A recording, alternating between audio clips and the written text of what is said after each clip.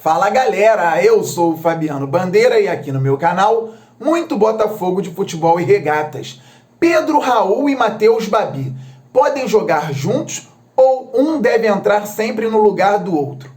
Vamos falar sobre isso e mais, contudo, antes de mais nada, se inscreva no canal Fabiano Bandeira. Já é inscrito? Traga novos inscritos, a próxima meta é passar dos 20 mil e depois ir muito além, porque o glorioso é gigante.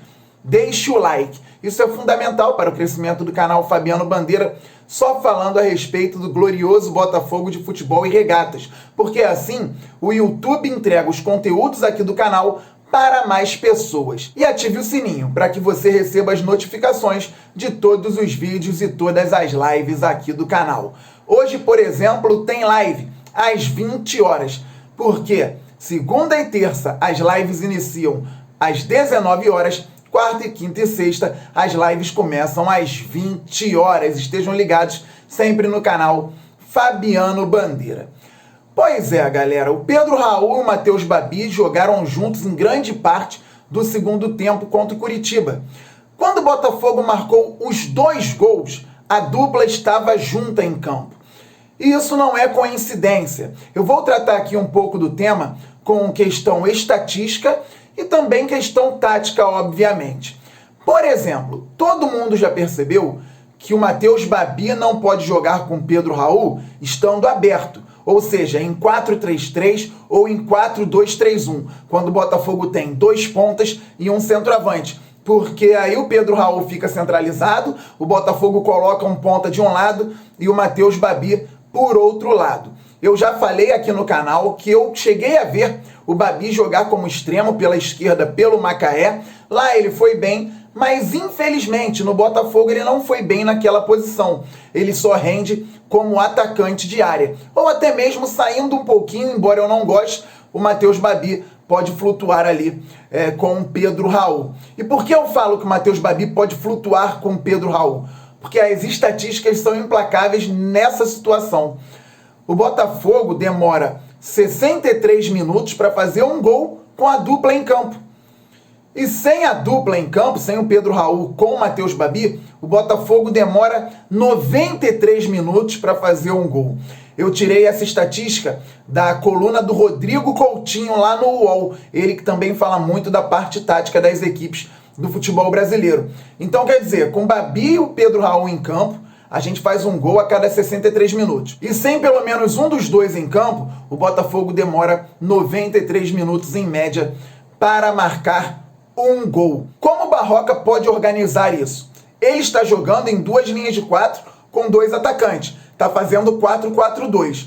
Lá na frente, o Calu não tem ido bem. Não está jogando bem, ele foi titular contra o Curitiba, não disse ao que veio ainda no Botafogo. Então o Babi pode encaixar por ali com o Pedro Raul. Aí entra uma questão. Por mais que o Babi e o Pedro Raul juntos façam mais gols pelo Glorioso, e tanto o Pedro quanto o Babi têm 6 gols no Campeonato Brasileiro, fica muito mais fácil para a equipe adversária marcar quando o Botafogo entra com essa tática e com os 2 jogadores desde o início. O técnico adversário vai ter mais elementos para conseguir segurar esse tipo de jogo do Glorioso, que inevitavelmente vai ficar também um jogo de cartas marcadas. O Botafogo vai tentar abrir a bola nas pontas, no fundo, para que haja o cruzamento e que as torres gêmeas tentem cabecear. Por que o Botafogo foi efetivo contra o Curitiba com o Babi e o Pedro Raul no ataque? Porque o Botafogo jogou em 4-2-4. O Botafogo empurrou o frágil time do Curitiba para dentro do próprio campo. Então o Botafogo abriu o Lecaros de um lado, Juan do outro e manteve o Pedro Raul com o Babi dentro da área. Isso foi tão importante que na hora do gol, o Cícero fez o cruzamento e o Botafogo tinha desvantagem numérica na área. O Botafogo tinha o Pedro Raul, o Babi e o Juan dentro da área. O Juan que dificilmente faria um gol de cabeça. E o Curitiba tinha 4 jogadores contra esses 3 da nossa equipe. Só que o Pedro Raul e o Babi chamam muita atenção pela altura deles e pela questão do posicionamento. o Pedro deu uma raspadinha de cabeça e fez o gol. E vocês podem ver que o Babi estava com outro marcador ali pertinho dele também. Quer dizer, chamando a atenção mesmo da defesa. Quando você tem um centroavante, a sobra fica ainda mais fácil. Neste caso, o Coritiba teria 2 jogadores na vantagem numérica, tendo só um alto para marcar. Agora não, o Coritiba teve 2 jogadores com mais de 1,90 m para serem marcados e tomou o gol. Então, além disso, há outros números importantes que indicam que os dois podem jogar juntos. O Rodrigo Coutinho pôs na matéria do UOL também que o Pedro Raul é o 7º atacante de todo o Campeonato Brasileiro que leva vantagem nos duelos aéreos contra os defensores, 44% de vitórias no quesito, e o Babi logo atrás, é o 8º também nessa situação, 42% de vitórias contra os defensores nos duelos aéreos. Importante, mas repito, eu colocaria como surpresa, geralmente já para início do segundo tempo.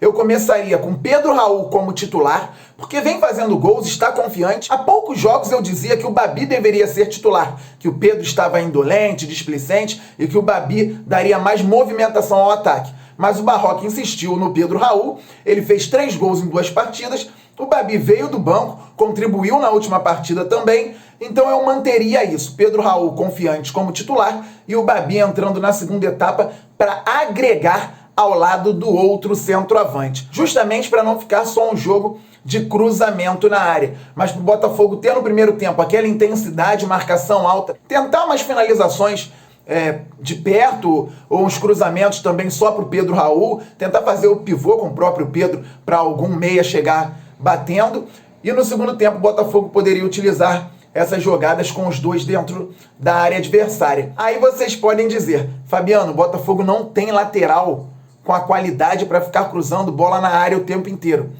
Eu sei disso, então o Barroca tem que desenvolver situações para que o Botafogo consiga colocar essa bola na área com qualidade.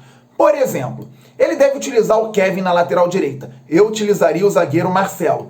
Mas eu já poria o Lecaros como titular na extrema direita e deixaria a responsabilidade do cruzamento com o Lecaros, podendo cruzar fechado na área.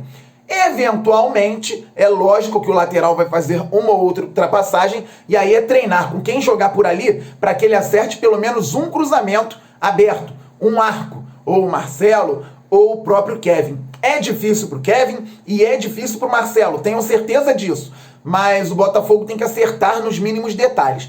Contudo, eu deixaria esse lado direito com o Lecaros fazendo o cruzamento fechado, como foi, por exemplo, o do Cícero. O Botafogo desenvolveu uma jogada até a ponta ali, o Lecaros recebeu do Kevin, voltou para o Kevin, e o Kevin passou para o Cícero cruzou fechado, e o Pedro Raul desviou contra o Coritiba.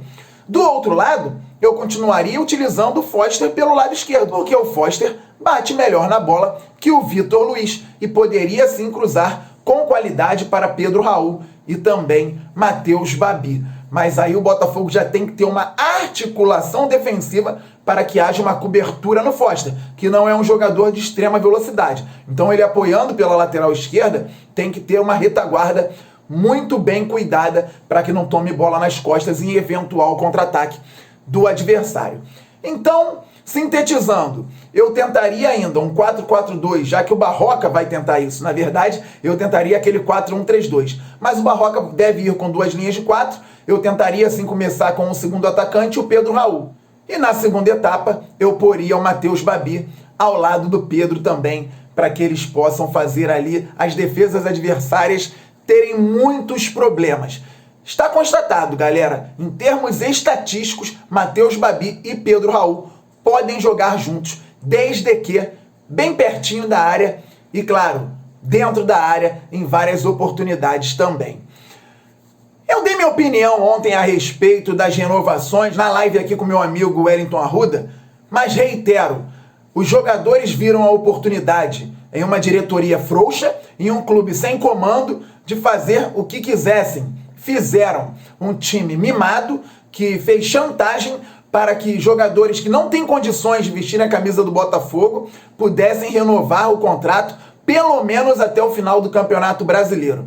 Eu falei aqui na live, mas é inacreditável que um clube chegue a tal ponto, por falta de gestão e por falta de comando. Agora esses jogadores já têm dinheiro de bicho a receber se o Botafogo sair da situação que eles mesmos puseram também. A diretoria tem culpa sim, comissões técnicas têm culpa sim, mas os jogadores têm muita culpa. E agora os amiguinhos, como se fosse na escola, isso foi bem falado ontem pelo meu amigo Wellington Arruda, estão todos aí. Tá todo mundo felizinho, o grupinho tá fechado. Agora tem pacto para salvar o time da segunda divisão.